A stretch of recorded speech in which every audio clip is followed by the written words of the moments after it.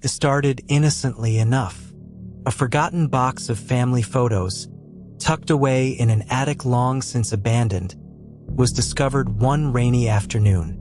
The kind of box you come across when you're cleaning, the kind that holds memories covered in the dust of time. Please, don't forget to like, comment, and subscribe so you don't miss more chilling stories from us. The photographs inside were typical family reunions, birthdays, moments frozen in time. But it was the last picture, slightly off from the others, that caught my attention. It wasn't extraordinary. At first glance, it was just another image of a smiling family gathered in what appeared to be a park. Yet, something felt wrong. The colors, now faded with age, hinted at a deeper story that was just waiting to be uncovered. The photograph itself was worn with time. The edges were yellowed, the paper slightly curled. A crease ran diagonally across the middle, as though it had been carelessly folded and shoved into a drawer decades ago. The people in the photograph smiled, but there was something in their eyes that didn't sit right. But what was it? I leaned in closer, studying the image more carefully. The scene was typical. A mother, father, and two children. But just behind them, a blurry figure loomed. It was faint at first, like a shadow, but it was unmistakable. Someone standing in the background, not quite visible, but there nonetheless. No one in the family had ever mentioned a ghost in their family photographs before. No one had ever pointed out the figure before. And that was when I began to feel a creeping sense of unease. Why was this figure there? Who was it? The first thing I did was ask my parents. They looked at the photo and smiled softly, but they didn't recognize the shadowy figure either. "Maybe it's a trick of the light," my mother said. "Old photos do funny things to your eyes." I wasn't satisfied. This photo, in its worn condition, held more secrets. It had to. I decided to go further. Using modern techniques, I enhanced the photo, applying digital restoration tools to sharpen the image. It wasn't much, but the blurry figure became clearer. The shadows faded slightly, revealing a faint outline. A man, I realized, dressed in an old-fashioned suit. His features were vague, but something about the posture felt deliberate. As I zoomed in further, another detail emerged. Behind the family, just over the man's shoulder, was a building that I didn't recognize.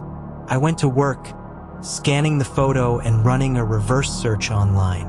I stumbled across a local historian's website about the park where the photograph was taken, a park that had been built in the 1920s but had since fallen into disrepair. The historian's page listed old landmarks that had since been torn down, one of which matched the outline I had uncovered. It wasn't just any old building. It was the original caretaker's lodge, once used to house employees working at the park. But the building had been mysteriously abandoned and burned down in the 1950s. It was an unsettling revelation. What was the connection between this family, this hidden man, and the now burned down building? I needed to know more. My next step was to talk to my grandparents. They had lived in the area for years and had heard stories about the park, but they'd never mentioned anything about a strange figure in a photograph or the disappearance of the lodge. It wasn't until I brought the photo out that their faces changed. The sight of the picture seemed to trigger something in them. My grandmother's hand trembled as she reached for the photo. "That man," she whispered, her voice shaking. "He shouldn't be there. He wasn't part of our family." My grandfather's face darkened. "You shouldn't be looking into this," he warned, his tone firm. "Some things are better left buried." But I was already too far gone. My mind raced as I dug into the family history, contacting distant relatives, looking through old letters, and piecing together every scrap of information I could find. The photograph, it seemed, was tied to a long-forgotten secret, one of betrayal, lies, and a family fractured by a tragic event. My grandmother's silence became more oppressive, but eventually, she admitted to me that the man in the photograph was no stranger at all. He was Uncle Henry, a name I'd never heard before, a man who had been part of the family years ago, before he mysteriously disappeared. The family never spoke of him, and for good reason. The more I pressed, the more I realized that Uncle Henry had vanished under strange circumstances, just after a bitter argument with my grandfather about a secret he had uncovered about the family's past. What my grandmother revealed next was something I could never have anticipated. Uncle Henry had been a whistleblower, someone who had discovered a terrible secret about my great-grandfather. Great-grandfather, it turned out, had been deeply involved in a shady business venture, one that had caused irreparable harm to many people in the community. His actions led to the mysterious disappearance of several individuals, people who had been quietly erased from history, just like Uncle Henry had been erased from family history. In the 1940s, my great-grandfather's business dealings had been inextricably linked to the forced relocation of families, illegal land acquisitions, and underhanded deals. Uncle Henry had discovered these connections and tried to expose them. His reward? A sudden, unexplained disappearance. Now it became clear. The man in the photograph, who I had originally thought was merely a shadow, was Uncle Henry himself, standing silently in the background, watching the family as they pretended to be happy. The hidden figure was no ghost. It was a man who had once been part of the family, now lost to the lies and betrayal of those who had turned their backs on him. With this revelation, the pieces of the puzzle finally began to click into place. The photograph was not just an old family relic. It was a testament to the lengths my great-grandfather went to conceal the truth, to erase the people he had wronged. Uncle Henry's disappearance was the first domino in a chain of secrets that had been buried for decades, a chain that was now unraveling before me. The shocking truth behind the photograph was that it was more than just an image of a family day at the park. It was a document of a family torn apart by greed, guilt, and betrayal. The man in the photo wasn't just a forgotten relative. He was the key to unlocking the darkness that had been hidden for years. As I sat there, holding the photo in my hands, I felt a deep, unsettling connection to the past. The photograph had served as a warning. It had been waiting to reveal its secret, and now that it had, I realized that the price of uncovering it was far higher than I could have ever imagined. But the story didn't end with Uncle Henry. There was still the matter of what happened to him. The photograph had shown him on that fateful day, but where had he gone? My investigation led me to a small-town historian who had once written about the mysterious disappearances in the 1940s. It turned out that Uncle Henry had fled for his life and had eventually taken refuge in a small coastal town where he lived out his remaining years in hiding. The family's efforts to erase him had been so successful that his death went unnoticed. The final twist came when I learned that Uncle Henry had kept a journal, one that detailed everything: the betrayal, the dark secrets of my great-grandfather's dealings, and his efforts to bring justice. His journal, which had been passed down through the years, became the final link in this chain of uncovering the past. As I stood in front of my family, revealing the truth about Uncle Henry's fate, the emotional weight of it all hit me. The photo, once a simple family memory, had turned into something far darker. It was a window into the lies we were told, the secrets we kept, and the past that we couldn't hide anymore.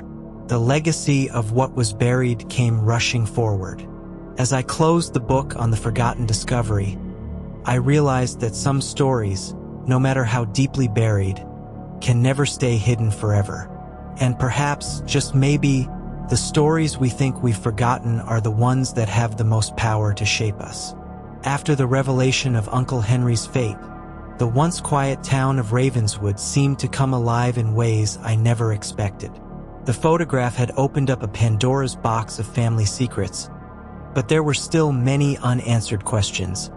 And as I dug deeper, the layers of deception only seemed to grow thicker. But as I would soon learn, some doors, once opened, cannot be closed. The more I uncovered about the photograph, the more I realized it wasn't just about my family. It was about the town itself, its history, its dirty secrets, and the people who had been lost along the way. I started looking through local archives, scouring old newspapers, and piecing together old news articles. That's when I discovered something even darker. A series of disappearances that had plagued the town decades before.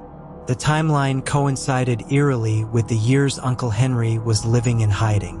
The first disappearance was that of Mary Larkin, a local schoolteacher in 1937. She had vanished without a trace, leaving behind a classroom full of children and a husband who swore she'd never run off. No clues, no body, just a blank spot in history.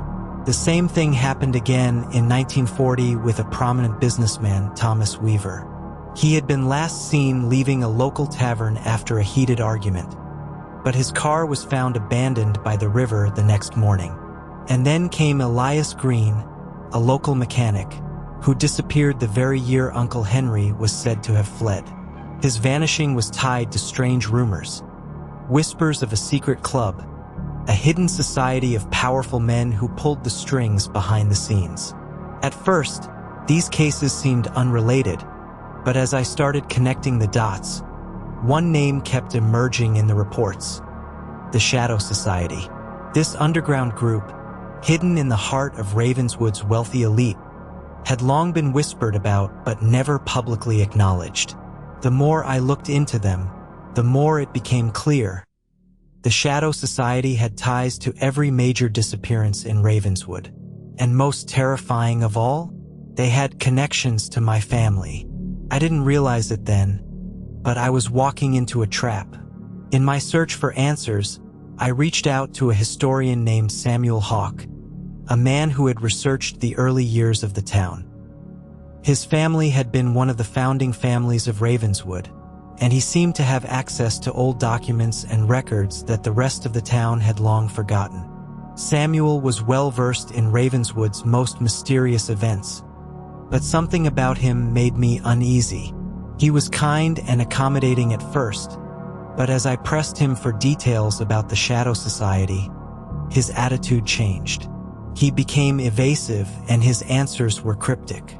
"Some things are best left alone," he'd tell me with a knowing smile. But the more Samuel spoke, the more I could see his fear growing. He was hiding something, and it wasn't just history. When I pushed him further, asking about the relationship between my great-grandfather and the Shadow Society, he turned pale. "You don't know what you're asking," he whispered urgently.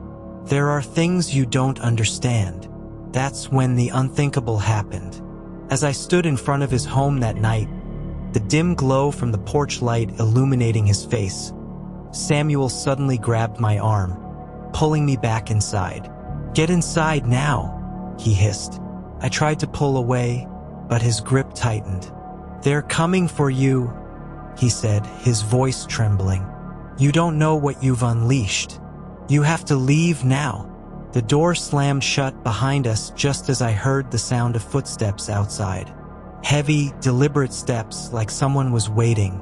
Something had changed. Something inside Samuel had shifted, and now I was in the thick of it, and I was too deep to back out. Samuel's warning was not an idle one. As I tried to leave his house, we were met by a knock on the door.